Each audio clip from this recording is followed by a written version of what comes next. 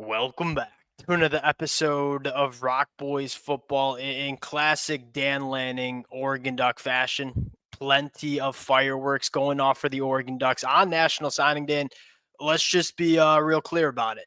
We're not sure if Dan Lanning's done. And you take a look at Friday morning, four-star tight end Andrew Olish set to sign his papers. Now, I'm a Michigan fan, would love to keep him in Michigan's class. Missing out on Lincoln Cure, I'd expect Dan Lanning and the staff to go full court press on Andrew Olish. So there's a chance that this class gets even better. But from a bird's eye view perspective, this Oregon class is incredibly good, right? Number 4 in the country, but it's number 1 in the country in terms of average rank commit. They only have 20 guys in the class right now, potentially adding Andrew Olish. The average rank of an Oregon Duck commit in the 2025 class is coming in at a 93.7. That is about the 95th best player in the country. And so the average commitment for the Oregon Ducks in the 2025 cycle is about a top 100 national player. They got 4 5-stars in the class. That is over 10% of the country's 5-stars are coming to Eugene. This is a very, very good class for the Oregon Ducks, which makes it kind of difficult to give out these class superlatives. We got 5 to get into. Number 1, day 1 impact. What player in this 2025 cycle do I think steps on campus and has a massive impact for the Oregon Ducks in year 1? Number 2, highest NFL. This one, I got a sleeper, and I'm excited to get into that one. Number 3, diamond in the rough. That player that, maybe doesn't headline the class, but I think's a really good player. Number 4, the slow burn. Another one of my favorite superlatives, that player that, you might not hear much from year 1, year 2, but going into year 3, I think could be a really good football player for Oregon. The number 5, the boomer bust, the guy that could work really well for Oregon and might not work really well. My one last year was Jaquan McRoy. Obviously hit the transfer portal, so maybe didn't work for Oregon, but this one maybe could. Excited to get into it now. Before we do, and as always, a massive shout out to the Duck fans. It's been really fun talking this team on the football field in 2024. It's been really fun talking about this team on the recruiting trail pretty much ever since Dan Lanning has gotten into Eugene. The amount of support y'all continue to show to the boys has been amazing.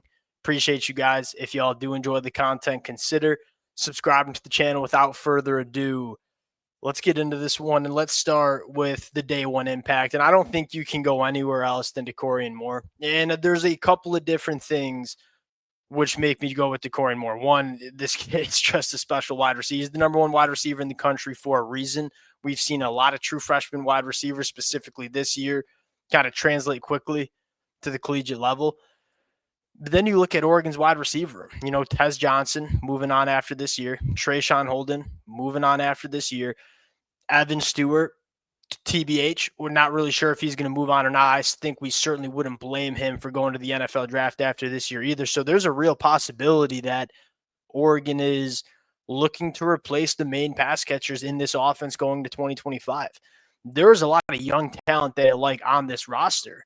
Dakorien Moore, to me, I wouldn't say is a different cat, but he's a guy that is going to be so easy to get involved in this offense year 1, largely because he can do it all. I mean, he's a 10-4 guy in the 100-meter dash, so he's one of the fastest players on the football field, not only at the high school ranks.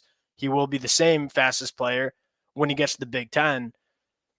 You can work him vertically down the field. There's just not going to be many defensive backs that can run with this kid down the field, but I think more importantly, he's such a well-rounded wide receiver. A lot of times when you talk a guy like Dakorien Moore that has the straight line speed that he has, that's all you talk about. Dakorien Moore can do it all. Yes, he can work vertically down the field, but I think his best asset might be what he can do after the catch and how he can create separation. I mean, at 5'11", he's not necessarily the biggest frame. This kid is put together, and he is dynamite after the catch. So whether it's working vertically down the field, whether it's some of that short underneath stuff and just letting him do the rest with the football in his hands, Dakorien Moore, to me, it's hard not to see this kid having an immediate impact on this Oregon offense year 1 as a true freshman. Number 2, highest NFL draft pick in this class. There's a lot of names we could go to. I'm going to go to Brandon Finney, and this was, at least in my opinion, the most slept on storyline for Oregon during signing day, and that is keeping Brandon Finney in this class. This guy, all the highlights went to Naheem Offord, and it kind of felt like it was going to be one or the other. You're either going to land Naheem Offord and lose Finney, or keep Brandon Finney and not get Naheem Offord. You end up getting both. Brandon Finney checks all the boxes for me, and this is a guy that I think the NFL is going to love. Like 6'2", 190, so he's got that ideal frame. He's a 10.8 guy in the 100-meter dash, an 11-foot broad jump, extremely physical, and you can do all sorts of things with him. And he can operate and press man with that 6'2" frame and the length in the arms, just putting hands on wide receivers, running with them down the field. He's also an extremely twitchy athlete, so if you want to play some of that, deeper zone and just let him keep his eyes on the quarterback and go break on the football, I think Brandon Finney can do that. This kid has all the traits. He kind of reminds me of Ife Obadegwu from last year. I mean, I think there are some serious dudes in this cornerback room for Oregon. They got serious dudes right now. You talk about Nico Reed, Jabbar Muhammad, and those guys are moving on after this year. That's a very good cornerback duo so far, not to mention guys like Dante Manning. But I look at these young cats, and it's really, to me, headlined by Brandon Finney. And Naheem Offord's awesome as well, but I think Brandon Finney is going to be a stud, and he's going to be a guy that if it all comes together, I think the NFL is going to absolutely love, because this kid checks every single box you want physically in a boundary cornerback. Diamond in the rough. Really fell in love with this kid because he was a Michigan target as well. Zach Stachowski, a guy that Oregon wasn't in on relatively early, but really kind of went full court press late on in this process. And you kind of knew if Oregon threw the kitchen sink at him, he'd probably come to Oregon. This kid is such a natural athlete for the size. And I say diamond in the rough. I mean, he's up to a pretty highly ranked 4-star. It's just, I mean, he's probably coming in at more of the closer to the bottom of the Oregon commitment list.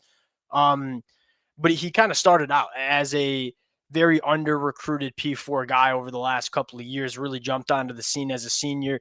The biggest difference to me, and why I've kind of fallen in love with him, is he's always been a good athlete. 6'6", 275, a little bit of a slender frame. You got to put some weight on the frame. This kid's a dog. Like, the physicality has really emerged as a senior. And I think that's probably why you've seen the recruiting ranking and all the buzz around this kid go in the right direction so quickly. He's always been that really good athlete with natural feet, really good in pass protection, can get up to the second level. You probably wanted to see a little bit more imposing physicality, if you will. Certainly has emerged in that department as well. Really think this kid has a bright future, and he's kind of my kind of offensive tackle. We talked about the difference between these kind of guys and a guy like Jaquan McCroy. Jaquan McCroy is just this massive offensive tackle prospect who you needed to shed some weight and kind of teach him some athleticism. I look at a guy like Zach Stachowski and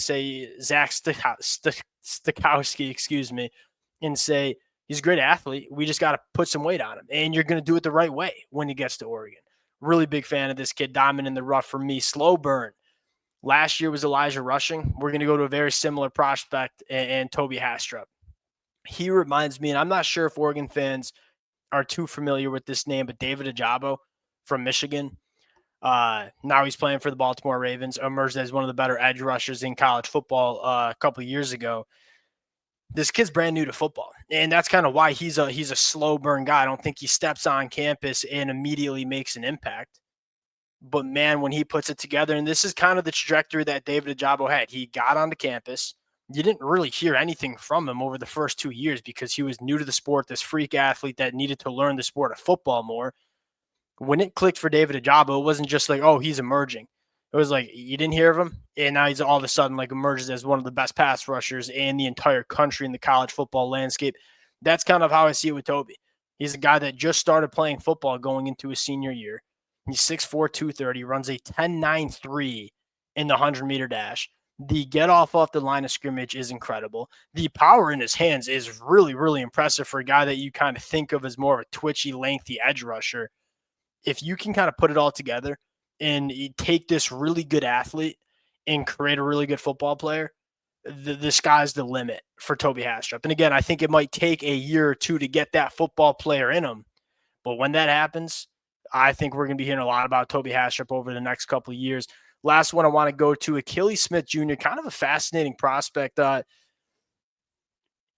boom or bust. And I think that's the definition of Achilles Smith. And I think that's why Oregon went after two quarterbacks in this 2025 cycle. Achilles Smith Jr. was and he still is an incredibly talented quarterback, right? 6'5", 200 pounds, can make any throw you want on the football field. The reason I'm kind of putting him in that boomer bust category is, all right, does he kind of put it all together for the Oregon Ducks over the next couple of years? But there's a chance that he kind of just gets drowned out in a really talented quarterback room. The only concern with Achilles Smith, and I think the reason why Oregon went after another quarterback, was there's kind of been a downtrend in terms of how he's been playing at the high school ranks. I mean, as a sophomore and as a junior, putting up incredible numbers, and then you look at the senior year, only 18 touchdowns to 11 interceptions. So it's not the greatest touchdown to interception ratio. The completion percentage went down a little bit. This is not me knocking Achilles Smith. It's more saying, all right, this is a super talented quarterback that has every ability in the world to emerge as a great quarterback in college football, but he's coming into a quarterback room that is extremely loaded. The trend hasn't exactly been skyrocketing in the right direction, as opposed to a guy like Jaren Kiwi Sagapultele. He's just kind of skyrocketed. And so he's coming into a really talented quarterback room. We'll see if Achilles Smith can make it. I still love this take. Like, you're betting on some upside here, but it might not work out as well. Really, really exciting player to monitor over the next couple of years. We'll close it out on that. It could get better with Andrew Olish, and we've seen Dan Lanning close on a couple guys late that kind of come out of the woodwork. So we'll see. We'll update the Andrew Olish on Friday. Appreciate you guys rocking with it. Now the attention gets turned for at least Oregon fans to go out and win a national championship, Big Ten championship, and then get active once again in the transfer portal. Repeat. Appreciate you guys rocking with it. If y'all do enjoy the content, consider subscribing to the channel. We'll talk to y'all later.